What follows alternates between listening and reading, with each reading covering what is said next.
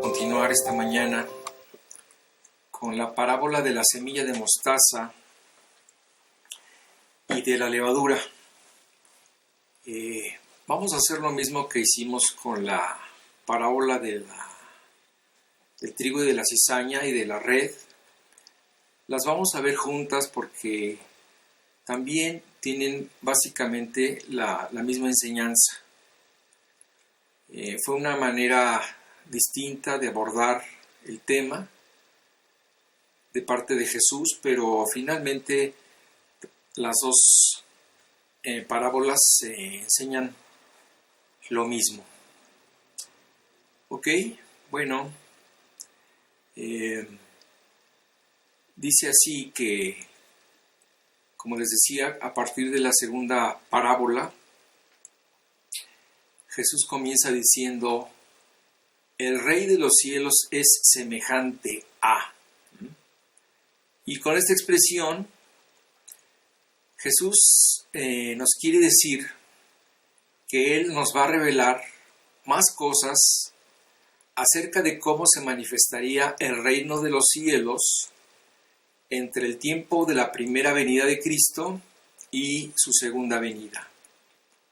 Es decir, estas parábolas nos están hablando de lo que estará sucediendo en este intervalo de tiempo único del que prácticamente no se tenía información. Es decir, el Antiguo Testamento no revela nada de estos tiempos, pero Jesús se va a encargar de enseñar lo que empezó a suceder con su primera venida y lo que está sucediendo hasta que Jesús regrese nuevamente a la tierra. Y por esta razón, Jesús, al hablar por parábolas, promete precisamente revelar los misterios del reino, y lo hace a través de más de 40 parábolas contadas en los evangelios.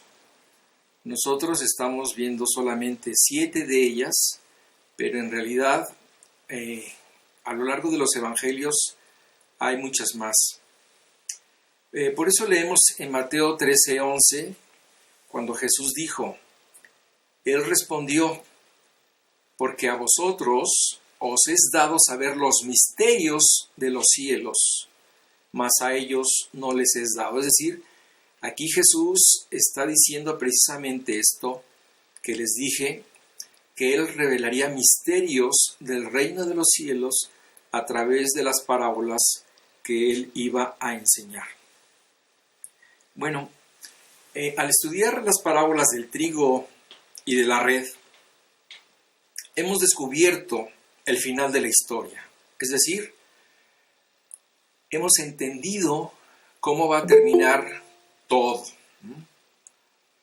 Al final del siglo, dicen estas parábolas, ¿verdad?, que Dios separará por medio de sus ángeles a los creyentes de los incrédulos para ser llevados a su destino eterno, que sería pues la gloria o la condenación.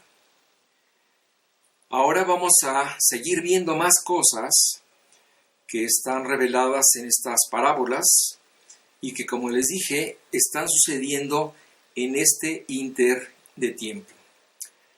Vamos a leer precisamente lo que dicen estas parábolas en Mateo 13, del versículo 31 al 33. Y dice así: otra parábola les refirió diciendo: el reino de los cielos es semejante al grano de mostaza que un hombre tomó y sembró en su campo, el cual, a la verdad, es la más pequeña de todas las semillas, pero cuando ha crecido es la mayor de las hortalizas y se hace árbol, de tal manera que vienen las aves del cielo y hacen nidos en sus ramas. Otra parábola les dijo: El reino de los cielos es semejante a la levadura que tomó una mujer y escondió en 3 medidas de harina hasta que todo fue leudado. ¿Ok? Como les decía, estas 2 parábolas nos hablan básicamente del crecimiento que alcanzará el reino de Dios al final de los tiempos. Y también hace el contraste con su insignificante comienzo. Esto lo vamos a ir entendiendo poco a poco.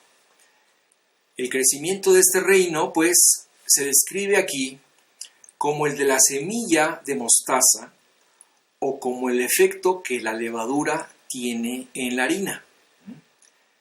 Yo creo que estos 2 ejemplos, pues, son muy entendibles para nosotros.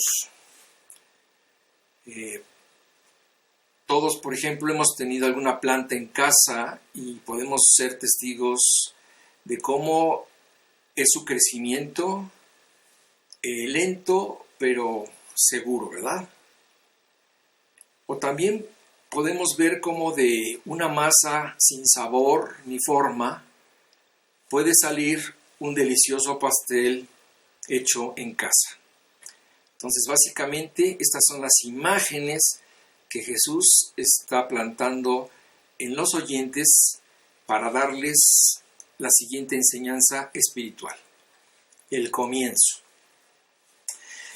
El comienzo de todo fue incipiente. En un pueblo escondido del mundo, descrito como un lugar tan pequeño como para ser considerado para estar entre las familias de Judá.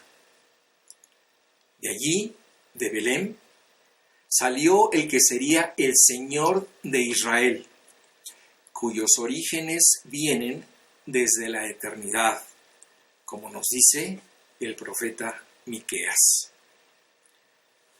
En ese pequeño lugar, por el que nadie daba un peso, nació Jesús. Siendo él el prometido rey de Israel, se supondría que su nacimiento sería esperado, anunciado y realizado en un gran palacio. Pero nació en secreto, en medio de las condiciones precarias e insalubres que podía ofrecer un establo. La primera cuna de Jesús fue un pesebre, que era un cajón donde se ponía la comida de los animales. Después de esto, Jesús se mudó a Nazaret con su familia, ¿verdad? Donde trabajó como el carpintero del pueblo hasta los 30 años. Un día, Juan el Bautista lo vio, lo reconoció y lo presentó públicamente como el Cordero de Dios que quita el pecado del mundo. Después lo bautizó en el río Jordán y en ese momento se supo quién era Jesús. Los cielos fueron abiertos, el Espíritu Santo descendió sobre él y se oyó la voz de Dios reconociendo a su Hijo. Al día siguiente, 2 de los discípulos de Juan el Bautista siguieron a Jesús y después otros 2 se le unieron.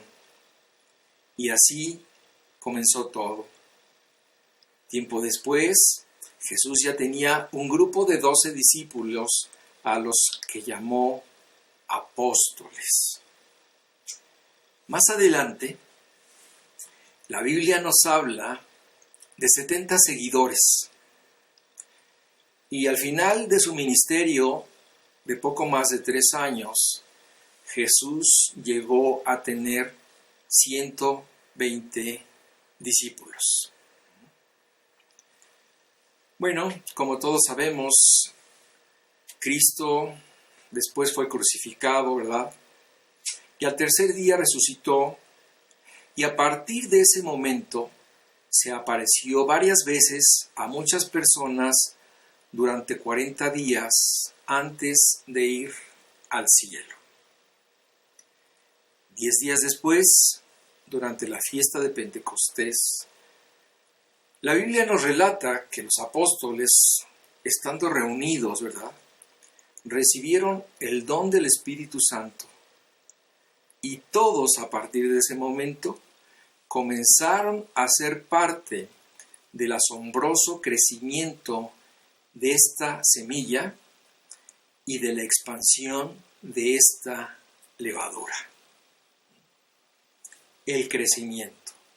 Bueno, el reino de Dios comenzó a crecer entre un grupo de creyentes que unieron sus fuerzas y sus recursos para enfrentar los embates de los judíos en primer lugar y después de los romanos, como dice en Hechos 2 del 43 al 47.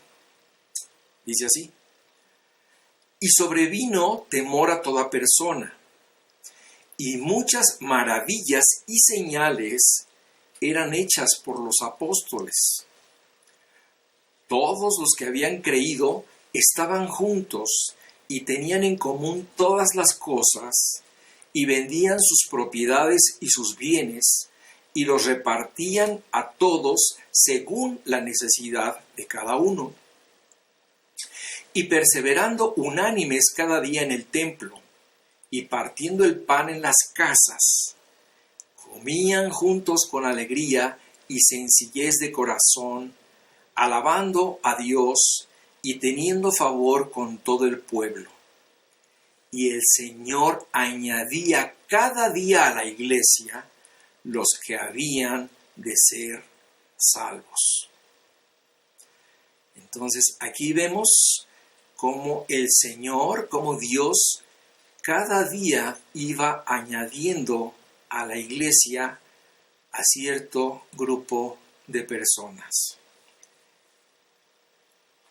Dice también el libro de Hechos realmente está relatando todo el comienzo del cristianismo y vale la pena leerlo porque precisamente nos damos cuenta de cómo empezó todo. Por ejemplo, dice que a los 10 días de la ascensión de Jesús, en la primera predicación de Pedro, se convirtieron 3,000 personas. Así dice Hechos 2:41, dice: así que los que recibieron su palabra fueron bautizados y se añadieron aquel día como 3,000 personas.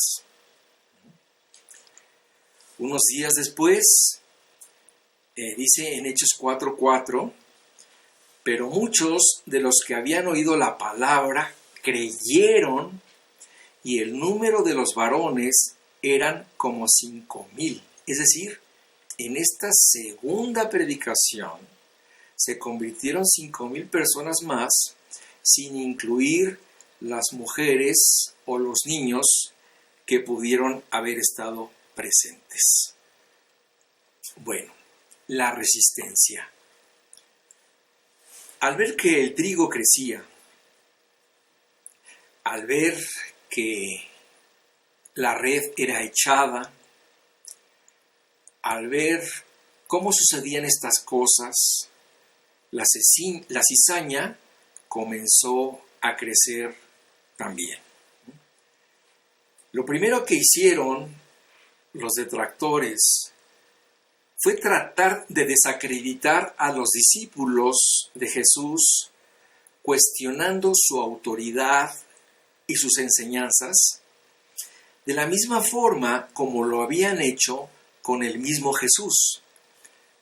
Relata Mateo 13, del 53 al 56, lo siguiente: aconteció que cuando terminó Jesús estas parábolas, se fue de ahí, y venido a su tierra, les enseñaba en la sinagoga de ellos, de tal manera que se maravillaban y decían: ¿de dónde tiene esta sabiduría y estos milagros? ¿no es este el hijo del carpintero? ¿No se llama su madre María y sus hermanos Jacobo, José, Simón y Judas? ¿No están todas sus hermanas con nosotros? ¿De dónde pues tiene todas estas cosas? Y se escandalizaban de él. Es decir, toda esa élite religiosa ya había tenido bastante con Jesús y ahora no estaban dispuestos a aceptar las enseñanzas de unos pescadores comunes sin ninguna preparación especial en las Escrituras. Y dice en Hechos 4:13, entonces viendo el denuedo de Pedro y de Juan, y sabiendo que eran hombres sin letras y del vulgo, se maravillaban y les reconocían que habían estado con Jesús. Aquí empezamos a ver esta gran contradicción en estas personas, ¿verdad? Nunca dejaron de maravillarse por lo que oyeron, ni de los milagros, ni de todos los milagros que vieron de parte de Jesús y de los apóstoles. Pero aún así, todo el tiempo se estuvieron resistiendo a las evidencias que les eran dadas. Con un corazón duro e insensible, nunca aceptaron que la enseñanza de Jesús estaba acreditada por Dios Padre y la de los apóstoles por Jesús mismo. Y entonces asumieron una actitud de rechazo hacia Jesús y hacia sus discípulos. ¿En qué va a parar todo esto? Bueno, el extraño comportamiento de estas nuevas comunidades cristianas comenzó a atraer el interés de otras personas. Pero nadie, ni aun el sabio Gamaliel, maestro de Pablo, sabía en qué pararía todo esto, como dice Hechos 5 del 34 al 39. Dice, entonces, levantándose en el concilio un fariseo llamado Gamaliel, doctor de la ley, venerado de todo el pueblo, mandó que sacasen fuera por un momento a los apóstoles y luego dijo, varones israelitas, mirad por vosotros lo que vais a hacer respecto a estos hombres. Porque antes de estos días se levantó Teudas diciendo que era alguien. A este se unió un número como de 400 hombres, pero él fue muerto y todos los que le obedecían fueron dispersados y reducidos a nada. Después de se levantó Judas el Galileo en los días del censo y llevó en pos de sí a mucho pueblo. Pereció también él y todos los que le obedecían fueron dispersados. Y ahora os digo, apartaos de estos hombres y dejadlos, porque si este consejo o esta obra es de los hombres, se desvanecerá, mas si es de Dios, no lo podréis destruir. ¿No seáis tal vez hallados luchando contra Dios? Fíjense cómo en medio de tanta oposición, en medio de tantos detractores, siempre hubo alguien que podía ver entre las tinieblas la luz. Y qué impresión, ¿verdad? Estamos viendo la visión de un hombre sabio que seguramente estaba muy cerca de la salvación y estaba viendo serenamente la presencia de Dios detrás de todo este movimiento.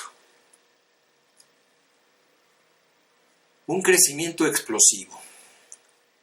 En el libro de los Hechos de los Apóstoles se narra precisamente el crecimiento explosivo del reino. El número de los discípulos se multiplicaba cada día y también muchos sacerdotes se convertían a la nueva fe. Y a mí no me extrañaría ver entre ellos a Gamaliel, por lo que él comentó hace rato, ¿verdad? Y dice en Hechos 6:7, y crecía la palabra del Señor, y el número de discípulos se multiplicaba grandemente en Jerusalén. También muchos de los sacerdotes obedecían a la fe. Es decir, todos estos escribas y fariseos y maestros de la ley que pertenecían al Sanedrín se estaban convirtiendo. Acuérdense que por lo menos tenemos el testimonio en las Escrituras de dos de ellos, José de Arimatea y de Nicodemo. Pero este era un fenómeno que estaba penetrando en todas las escalas sociales de Jerusalén. Bien, en medio de este avivamiento surge la figura de un hombre impresionante por el celo que tenía hacia sus creencias. Su nombre, Saulo, de la provincia de Tarso. Su trabajo era infame. Su trabajo era el de perseguir y encarcelar a los cristianos que crecían por todas partes como una plaga. En Hechos 17:6 se dice sutilmente, dice que trajeron a Jasón y a algunos hermanos ante las autoridades de la ciudad gritando, estos, refiriéndose a los cristianos, que trastornan el mundo entero, también han venido acá. Es decir, este pequeño comentario en un tribunal hace ver la impresión que tenían los ciudadanos, ¿verdad? Y decían, estos cristianos que están trastornando al mundo entero, ya también llegaron aquí y se quejaban, ¿verdad? Un día, cuando Saulo se dirigía a Damasco, precisamente para encarcelar a unos cristianos, se le apareció Jesús en el camino y le dijo, Saulo, Saulo, ¿por qué me persigues? Este hombre oyó la voz de Jesús y quedó aterrado. De pronto se vio descubierto de todo el mal que había hecho. Y entonces nos cuenta este relato que se quedó ciego y fue llevado a la ciudad. Y después, platicando con un discípulo llamado Ananías, se convirtió a Cristo. Y aquí empezó algo sensacional. También a partir de ese momento se le comenzó a conocer con el sobrenombre de Pablo.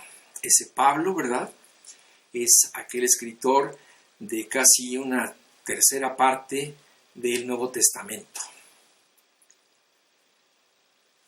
Pablo la sufrió bastante. De ser un perseguidor, se convirtió en un perseguido. Y de ser un encarcelador, se convirtió en un encarcelado. Pero aún así, aunque muchos no le creyeron al principio, se afirmó en su nueva fe, trabajando día y noche, como dice en Hechos 28:23. Y habiendo señalado un día, vinieron a él, a Pablo, ¿verdad?, muchos a la posada, a los cuales les declaraba y les testificaba del reino de Dios desde la mañana hasta la tarde, persuadiéndoles acerca de Jesús, tanto por la ley de Moisés como por los profetas. Este hombre que había estado a las órdenes del Sanedrín, se convirtió en un problema para ellos, porque ahora se sumaba a las filas de aquellos con los que había estado en contra. Ahora reconocía públicamente a Jesús como el Mesías de Israel. Y no solo eso, sino que además predicaba y demostraba por medio de las Escrituras la verdad acerca de Jesús. De este modo, vemos cómo aquella luz verdadera que alumbra a todo hombre estaba creciendo sin parar. Esa verdad, a la que nada ni nadie podía detener, se estaba imponiendo por su propia fuerza. Era la verdad de Jesús la que siempre triunfa, la que hace al hombre libre. ¿Qué harían con este recién convertido? A Pablo no lo podían tachar de ignorante. Él no se ganó la vida como carpintero. Tampoco fue un pescador de oficio. Él era un fariseo de fariseos. Él era un maestro de la ley. ¿Qué pero le pondrían a un hombre que era un erudito en las Escrituras, que fue criado a los pies de Gamaliel, que tenía las más altas calificaciones religiosas y académicas? Pablo sin duda tapó muchas bocas, porque él confirmó con sus enseñanzas las mismas enseñanzas de Jesús y también las enseñanzas de esos humildes pescadores sin letras y sin ninguna autoridad y sin ningún reconocimiento por parte de la clase religiosa. Gran parte de su vida, Pablo estuvo en prisión, pero esto no le impidió seguir trabajando para el reino. Gracias a sus prisiones, alcanzó a mucha gente. Alcanzó a la gente que trabajaba en la casa de César. Pudo testificarle a muchísimos soldados que lo custodiaban mientras estuvo en prisiones. Pudo hablar con muchos gobernantes y finalmente pudo hablar con el mismo César en Roma.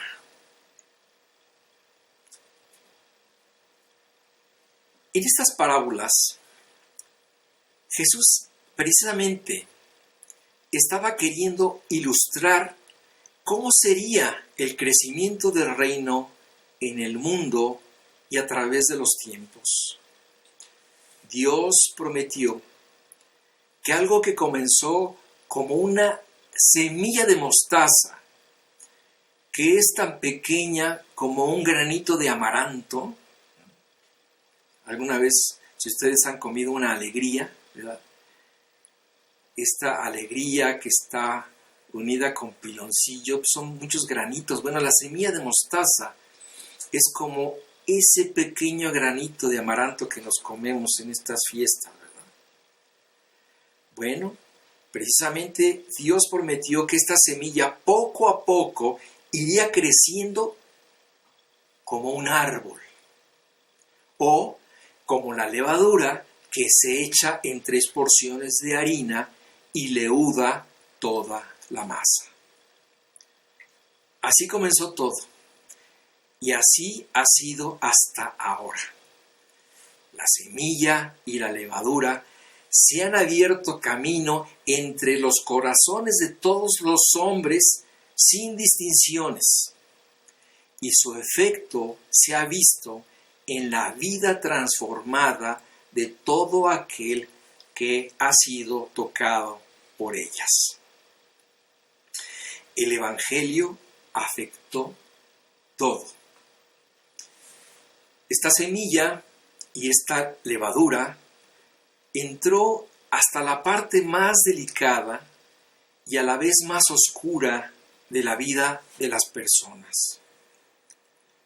Cuenta la Biblia que cuando los apóstoles llegaron a Éfeso, se encontraron con un paganismo exacerbado y con una idolatría descarada. Como dice Hechos 19, 19 y 20. Asimismo, muchos de los que habían practicado la magia trajeron los libros y los quemaron delante de todos. Y hecha la cuenta de su precio, hallaron que era 50,000 piezas de plata.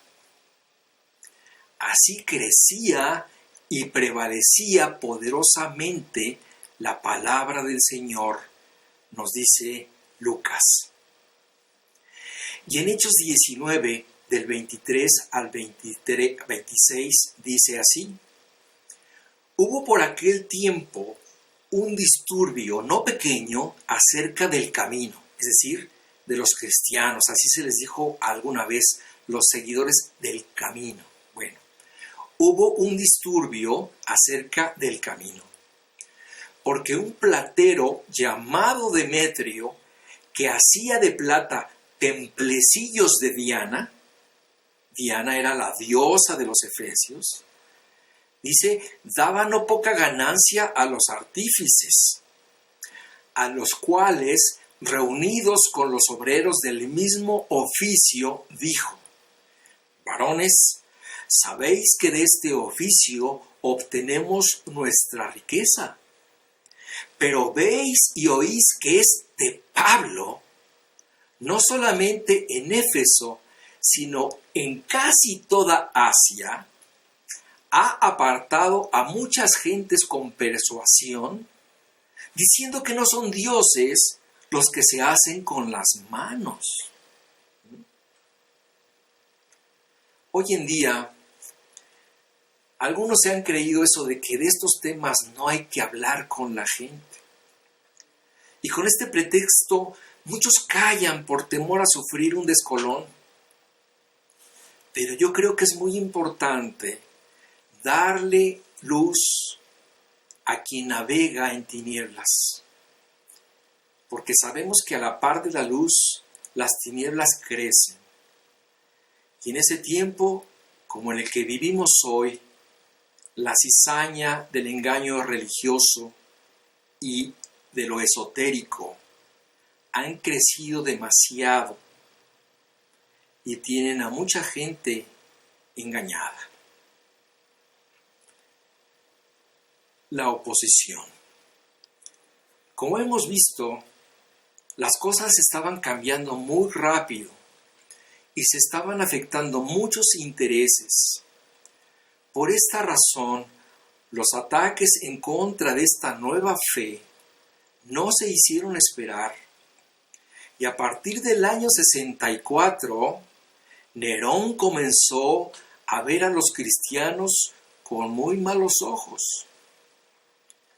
Así comenzaron las acusaciones y persecuciones en contra de los cristianos, los cuales con el tiempo fueron dispersados por todo el Imperio Romano. Pero esta dispersión finalmente fue una bendición, porque vino a favorecer la expansión del Evangelio. Y de esta forma comenzó un trabajo misionero que llegó a todas las provincias del imperio. El imperio se convierte. Para finales del primer siglo, había como 100,000 cristianos en el Imperio Romano.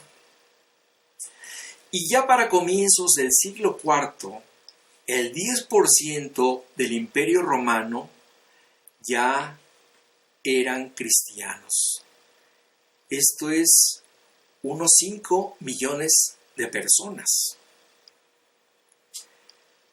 Algunos han calculado que sobre la Tierra han vivido más de 100,000 millones de personas. 100,000 millones de personas. Y actualmente sabemos que la población mundial está conformada de unos 8,000 millones de personas. Actualmente somos 8,000 millones de personas que estamos viviendo sobre este globo terráqueo. Hoy en día, yo no me atrevería a dar el número de creyentes que existen en el mundo. Claro, existen estadísticas oficiales que dicen que actualmente hay 2,500 millones de cristianos en el mundo.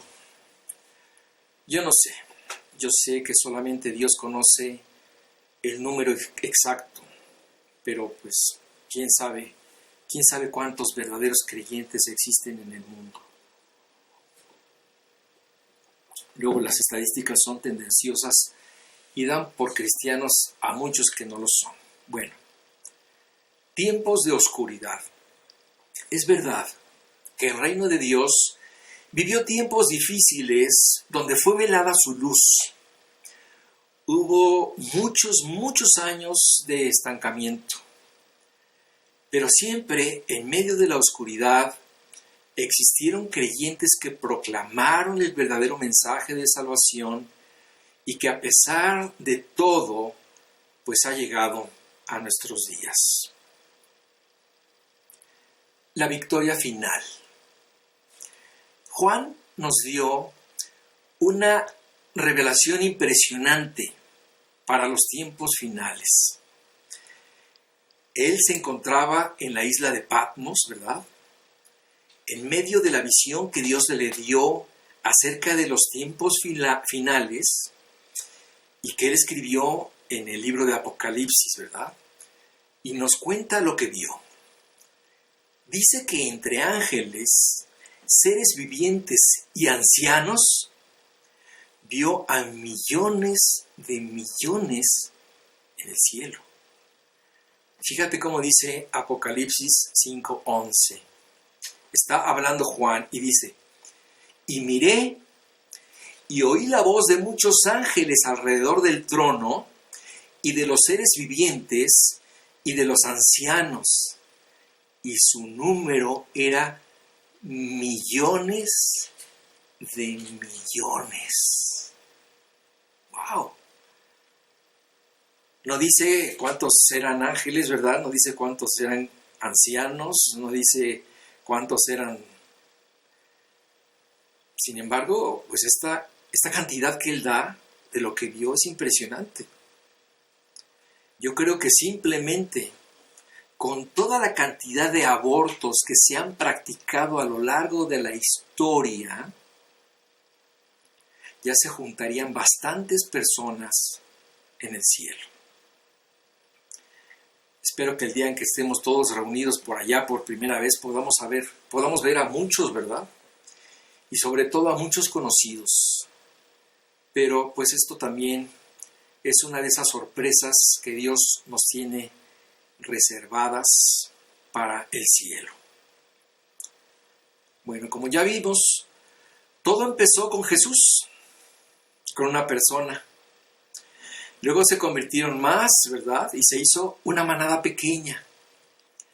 Y al final de los tiempos, será tan grande el reino de los cielos como un árbol donde las aves hacen sus nidos. Es una realidad que de algo tan pequeño como fue su comienzo, el reino de los cielos ha crecido en medio del mundo en forma extraordinaria. Las aves del cielo. Bueno, dice esta parábola que en este árbol, que es el reino de los cielos, han llegado muchas aves del cielo para encontrar cobijo y alimento entre sus ramas. Estas aves pueden ser cualquier tipo de personas que de alguna forma se han beneficiado del reino y se han cobijado en este árbol hasta construir sus nidos.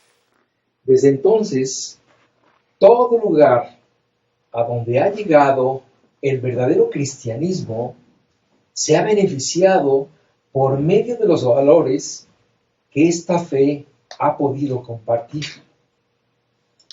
Por ejemplo, las diferencias étnicas fueron eliminadas.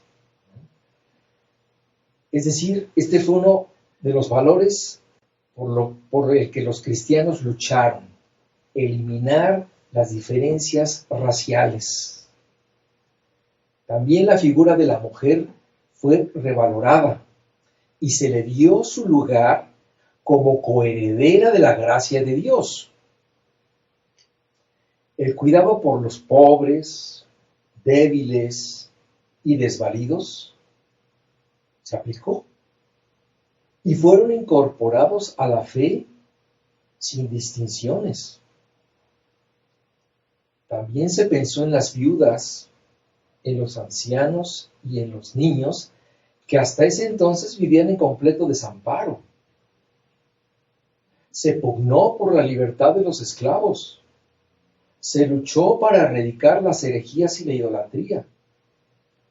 La honestidad, la caridad, el amor al prójimo, la negación a la violencia, la fidelidad matrimonial, la libertad, la ayuda y el amor entre los hermanos, entre muchos valores más, atrajo sin duda a muchos a cobijarse bajo su sombra.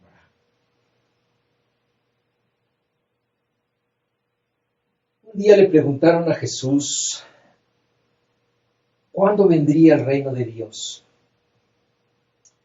Y Jesús contestó, no pueden descubrir el reino de Dios por medio de señales visibles. Nunca podrán decir, aquí está o está por allí, porque el reino de Dios ya está entre ustedes. El reclamo a Jesús era algo así como, oye, ¿tú te declaras rey? ¿Hablas todo el tiempo del reino? ¿Invitas a la gente a entrar en él? ¿Pero dónde está ese reino? Y Jesús les dijo, mira, mi reino no será anunciado como ustedes esperan. Ustedes están acostumbrados a ver cómo se manifiestan los reinos de este mundo, pero mi reino no es de este mundo y por lo tanto no se manifiesta como los reinos de este mundo. En estos momentos, este reino es espiritual. Aunque no lo vean, ya está entre ustedes. Ya fue sembrado en sus corazones. El reino de Dios ha comenzado en el corazón de todos los que hemos creído, pero un día lo veremos físicamente con nuestros propios ojos. Ese reino espiritual se va a materializar al final de los tiempos. Pero dice la Biblia que antes de que todo termine, en primer lugar, este evangelio del reino será predicado en todo el mundo para testimonio a todas las naciones, y entonces vendrá el fin, como dice Apocalipsis 11. Y en segundo lugar, cuando Jesús regrese nuevamente a la tierra en compañía de todos sus santos, este reino se instalará físicamente sobre toda la faz de la tierra, teniendo por capital a Jerusalén. Desde ahí, este reino será liderado por el Rey de Reyes y Señor de Señores, nuestro amado Señor Jesucristo. Porque como dice Mateo 24:14, los reinos del mundo han venido a ser de nuestro Señor y de su Cristo, y Él reinará por los siglos de los siglos. Entonces, aquí estamos viendo cosas muy importantes, cosas que nos están acompañando en nuestros días cosas que ya sucedieron, pero también cosas que están por suceder. Es verdad, al final de los tiempos se separarán creyentes de incrédulos. Después de esto vendrán cielos nuevos y tierra nueva, pero antes de esto se impondrá un reino en la tierra de 1000 años, en donde Jesús estará reinando personalmente y le demostrará al mundo cómo pudieron haberse hecho las cosas correctamente. Es increíble toda esta revelación y bueno, con esto concluimos nuestra enseñanza acerca de estas levaduras. El próximo domingo veremos las últimas 2 parábolas de estas 7, que son la parábola del tesoro escondido y de la perla de gran precio. Entonces, si la pueden leer ahí en Mateo 13, estaría buenísimo.